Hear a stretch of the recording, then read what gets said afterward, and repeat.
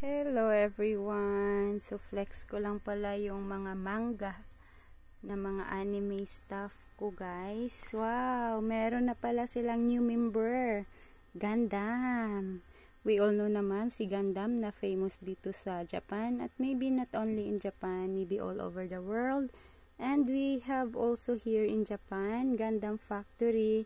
You can visit also at Yokohama kasi nga po napakaganda po ng Gundam na to. Nag-iiba po yung color niya during night time doon sa Gundam Factory. So we have this one. So napansin ko kasi meron yung asawa ko kaya dinisplay ko na din. So new member of my anime stuff. And we have also this one. So cutie. This one napakasimple lang niya and maganda siya tingnan. And also most of all this one, my BTS. So that's it. Linisan po natin siya.